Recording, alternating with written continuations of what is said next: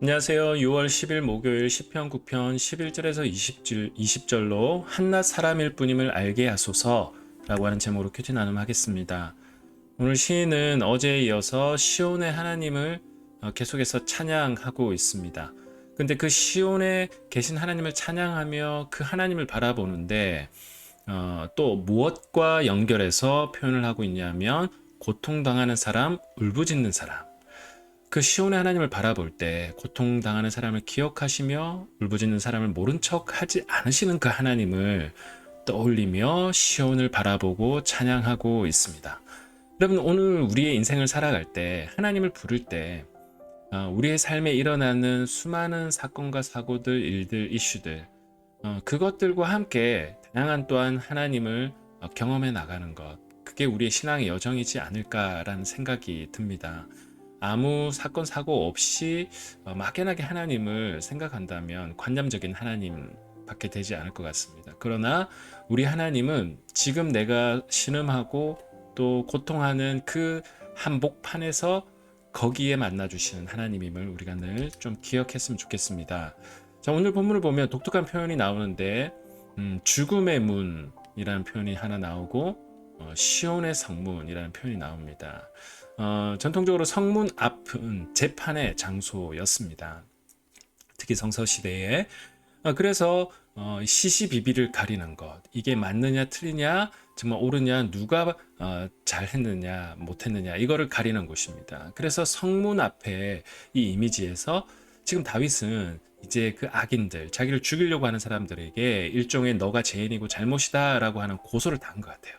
그렇기 때문에 만약에 그게 확정되면 그에게는 죽음의 문이 되는 겁니다.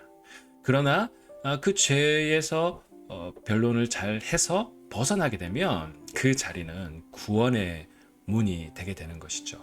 그래서 이 시인은 그 심판의 장소인 그 성문 앞에서 하나님이 자신을 의롭게 재판해 주실 것을 기대하고 소망하게 됩니다. 그렇게 되면 그것은 말 그대로 그 바라보는 하나님을 향하여서 시온의 성문이 되게 되는 것이죠. 그래서 죽음의 문이 될 수도 있고 구원의 문이 될 수도 있다라고 하는 것, 그러한 어떤 상황이 여기에 표현되어져 있습니다. 그래서 시인은 계속해서 의로운 재판을 하실 하나님을 계속해서 이야기하고 있는데, 그러면서 결국 하나님은 의롭게 재판해서 악인들을 분명하게 악인이다, 잘못했다라는 것을 분명히 말씀하시고 그들을 심판하실 것들을 이야기하고 있습니다.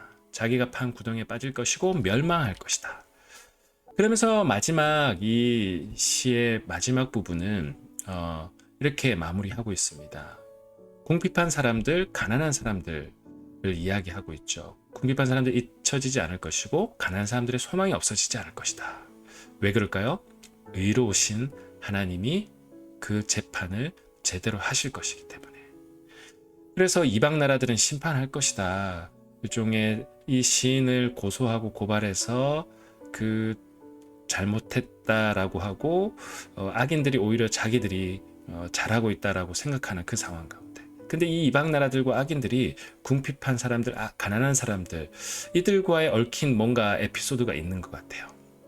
그래서 마지막 부분에 의미심장한 표현이 하나 나오는데, 자기들이 한낱 사람일 뿐임을 알게 하소서.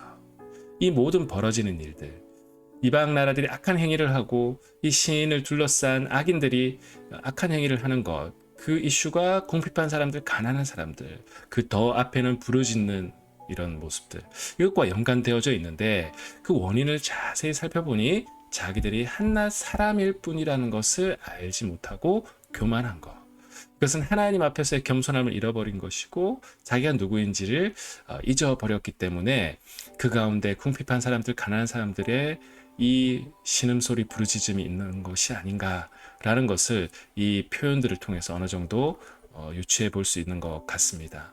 어떻게 보면 이것이 우리에게 주는 메시지들이 많은 것 같아요.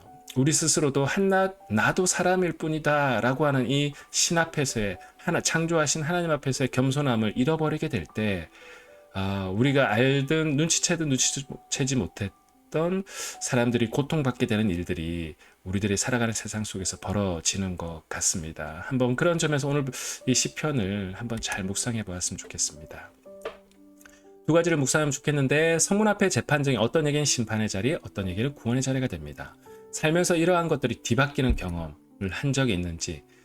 그래서 이 시인을 고소고발했던 사람들이 오히려 심판의 자리로 바뀌게 되고, 또 마치 심판의 자리로 내몰렸던 시인이 구원의 자리로 바뀌는, 이 중심에는 의로운 재판장에 대한 이 부분이 제일 중요하다라는 것을 한번 묵상해 봤으면 좋겠고, 두 번째는 한낱 사람일 뿐이다 라고 하는 이 표현, 오늘 이것이 우리에게 주는 메시지는 무엇인지, 그리고 하나님이 이 메시지를 통해서 나에게 말씀하시는 것은 무엇인지 오늘 한번 깊이 묵상하시는 하루 되시기를 축복합니다.